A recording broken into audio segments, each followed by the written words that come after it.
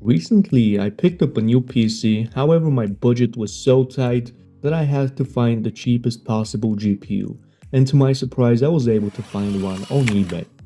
I searched for hours until I stumbled upon this bad boy, the AMD Radeon HD 6450, which only cost me $5.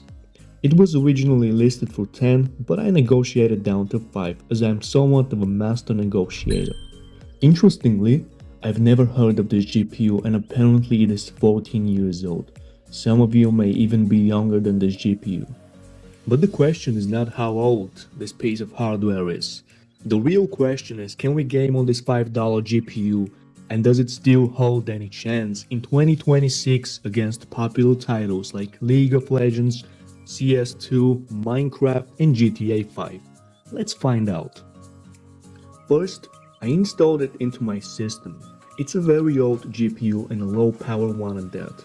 It only consumes 18 watts at maximum usage and does not require any external power connector, which is ideal for old OEM builds. For a comparison, a modern GPU like the RTX 5080 can draw up to 360 watts, which is 20 times more than this $5 GPU. Now that our beast is resting in its proper place, let's turn on this PC and check if the GPU actually works. We are rocking a solid i5 4570S, which is the efficiency model of the processor and draws only up to 55 watts. We have 16 gigabytes of DDR3 RAM clocked at 1600 MHz, which should be plenty of enough for gaming, but the speed is not good enough to provide us with any significant FPS boost in our games. I'm not seeing the GPU, only our integrated GPU is showing up in the task manager, and I'm thinking that this GPU is so old that Windows may not be recognizing it. I was able to find it under the display adapter settings, as I have connected the HDMI port to this old GPU, and I know that I'm not going crazy here. Here it is, the infamous Radeon HD 6450. It truly stands by its name, as the maximum resolution that we can rock on our monitor is Full HD. The GPU has 1GB of DDR3 VRAM, certainly not enough for most modern games and probably not enough for any modern game. I'm starting to wonder if this can even run FPS games, but let's put it to the challenge and see what this 14-year-old beast is capable of. First game we're going to test is none other than League of Legends. What we're seeing here is not too bad actually. On Full HD graphics at medium settings, our FPS is standing around 28 frames per second. Let's lower these settings before I get a seizure. Putting the settings to low still only gives us a small improvement and the game is still unplayable, as we're only getting 35 FPS, with drops to 30 in combat. Well, this is not going great so far, considering that this is a light esports game. The only thing left here to do is to lower the resolution to the lowest possible and to try to get something more stable, as this currently is not playable at all. At low settings in the lowest resolution possible at 720p, we're getting somewhat of a playable FPS, going up to 60 with some drops to 49 FPS in combat.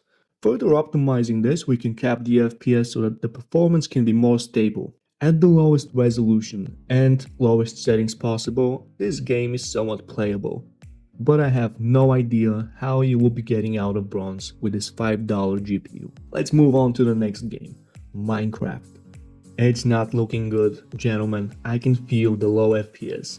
Let's check how much it actually is.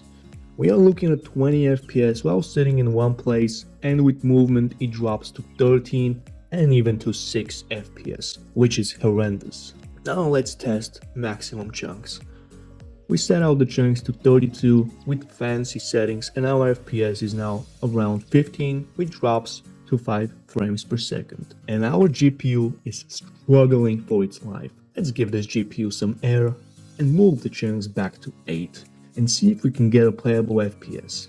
We can definitely see a drastic improvement, as the FPS now averages about 40 frames per second, which can be playable, but only if you are mining all day and that's all you like to do. But hey, I don't judge. Moving on to CS2. In the menu, gentlemen, we're getting 8 frames per second, which is about what I expected, given the results so far. Let's try and load a deathmatch that will probably end the life of this GPU. In the deathmatch, we're getting 9 frames per second, which to be honest is actually quite impressive, and at times we're pushing 10 FPS, getting into the double digits. But this is nowhere enough to be able to play the game, and I'm struggling to get a kill, as you can see, which seems to be impossible playing with this low FPS, and I know that I'm not this bad at this game. Let's lower the resolution and see if we can get a playable setup. Lowering the resolution to the lowest possible of 1162p gives us a performance boost of 50%, and we're looking at an average of 14 FPS, which is a significant improvement. In a first-person game like CS2, playing with 15 FPS is the worst thing you can ever do. At this point, I can certainly say that this may be even worse than an old potato laptop with only an iGPU, you know, the ones from 2013, 2014 that came with those 4th and 5th generation Intel processors with the iGPUs. And I believe that one of those will most likely give you a better performance. The only reason that I could think of why this GPU may be useful to you is if all you're doing is browsing the internet and you have an old PC that does not have an integrated graphics card and you are in need of a cheap one. Most processors do have iGPUs, but there are the F series for Intel and Ryzen, which do not come with an integrated GPU. And if you are someone who is only browsing the internet and watching funny videos, hey, I don't judge once again, then this can be a viable option for you. But for anyone else who likes to game, this GPU will be your worst nightmare. Even worse than an iGPU. And that right there, gentlemen, is scary stuff. Well, I know that I could not expect much out of a $5 GPU, but man, I had hopes.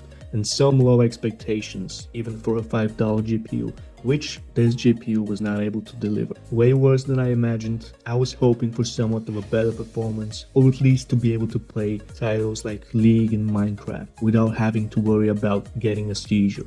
There really is no point to testing any other game. This GPU belongs in the trash. It does not get my approval, nor should you consider buying it even if it's 5 or 10 bucks. You'll probably be better off buying a cheeseburger. Definitely not approved.